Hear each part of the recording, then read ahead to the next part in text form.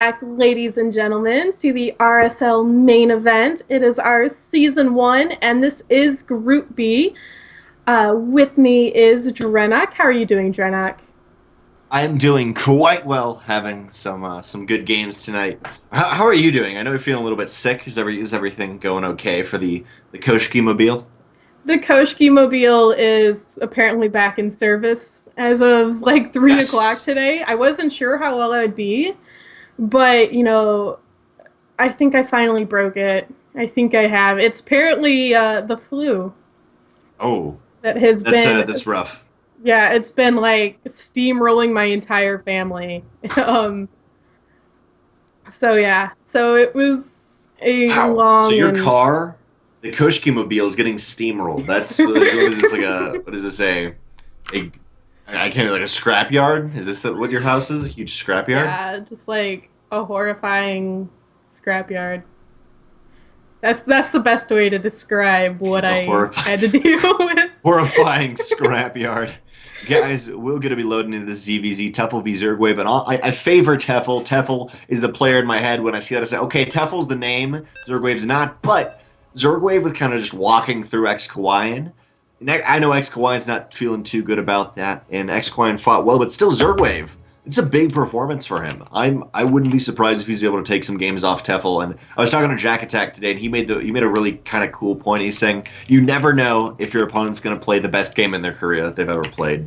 I'm like, That's yeah, you're dang true. I right. like that. But here we go, spawning in the bottom right of Prion Terraces. We have got our green Zerg, Tefl. And his opponent in the top left-hand corner, the Psystorm Gaming Zergwave.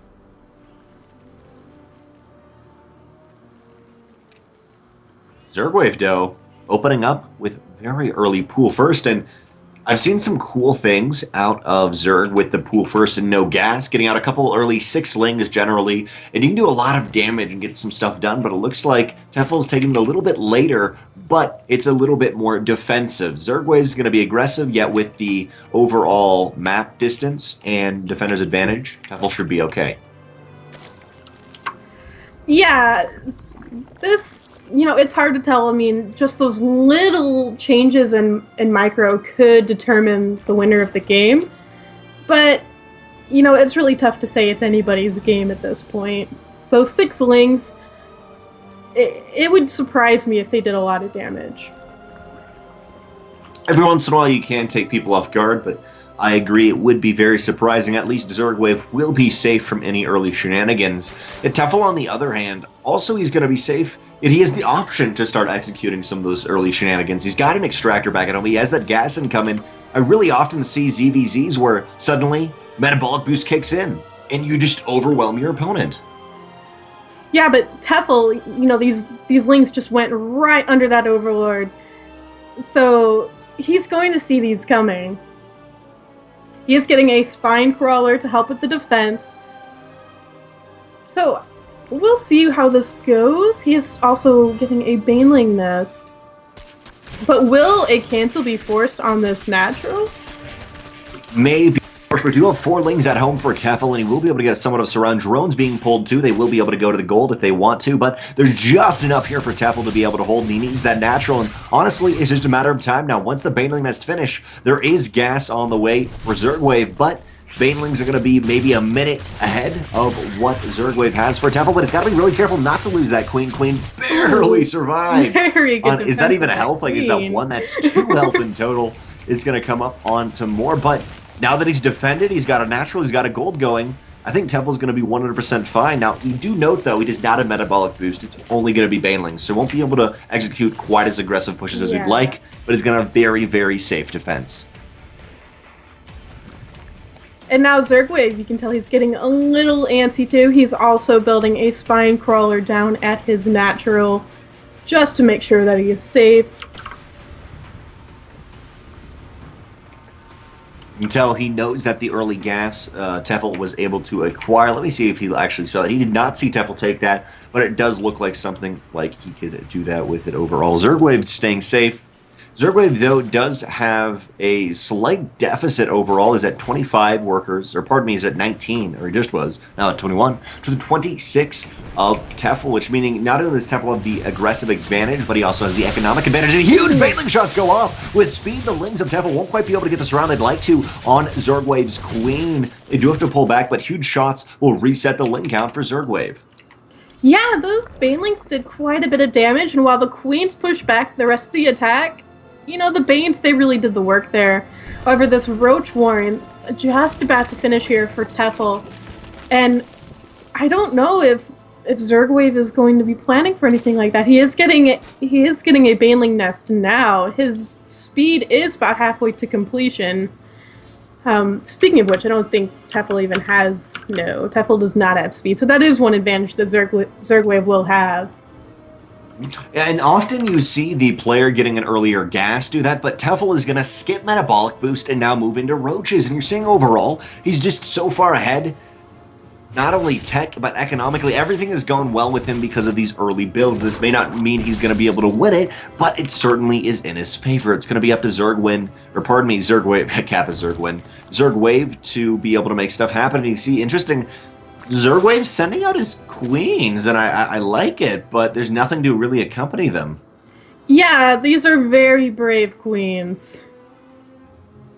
It's the March of the Queen. There needs to be a documentary about them. That's what we need. We need a really long, slow documentary. Yeah, because Tefl is going to see this. He is going to see these queens marching across the map. Is he going to go over and just go and get them? Because they're just... I mean, he's got roaches. They're so vulnerable. He's got 13.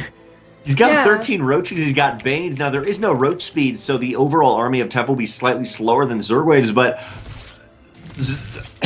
Zergwave's got nothing. He's got to pull back, and the roaches will be able to win and beat them. I guess it's like...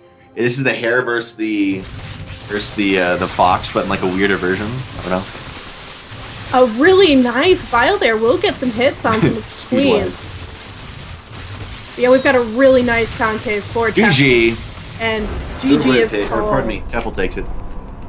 Build went well for him. He got some great Baneling hits, but overall, he's just such a super strong economy, and I think honestly, just better just decision making. He was able to come out ahead, even if he could have compared the mechanics wise, just didn't quite have anything. By the way, I thought we were gonna see the queens run away from the roaches, so it was like what the thing with hair, like slow and steady wins the race, or whatever. But even slower. I do have a question there, DrennoC, and I'm curious on your opinion. So the 6 Lings went out, and they went straight down the map, you know, in Overlord vision. If they went around and away from the vision, do you think they would have done more damage? Or do you think that they would have been so late at that point it wouldn't have mattered? I think it would have delayed them too much because... Yeah. The thing you're capitalizing off of and really doing well is I'm going to have 6 Lings there before he has anything. It's not I'm waiting for Banes. It's not I'm waiting for Metabolic Boost. It's I'm going to have 6 Lings there before anything. So unless you have 6 Lings there before anything, it's not really completely worth it. And I'd also note about that build. I'd also note about that build. Generally, I see that in ZVT, and it cancels a Terran's Natural on a map like that. It is very, very annoying. But, yeah, no, I agree that maybe he could have done it a little bit better. But I feel like overall he kind of had to do it. It was the build. He had to be focused and straight and only do that. Yeah. Thanks, guys, so much for tuning in at the moment. Please, please, please follow below if you can. Support the RSL because there's an amazing guy behind it. His name is Hawkeye, and he makes it all tick. He finds the prize money. He just makes everything for it. He's got the Team Liquid stuff. Is streaming right now. He is our broadcaster. So please, please follow at RSLSE2 on Twitter and follow below. You know what? By following, you can even click the little thing that says I don't want to receive an email. Just support us in that. It really means a lot. But Koshkii, how can they support you? Because of course, RSL wouldn't be RSL without Koshkii and DrennoC. Koshkii DrennoC League is what it should be called, you know. Do you mean like where to find on Twitter, or? How can they love on you, Koshkii?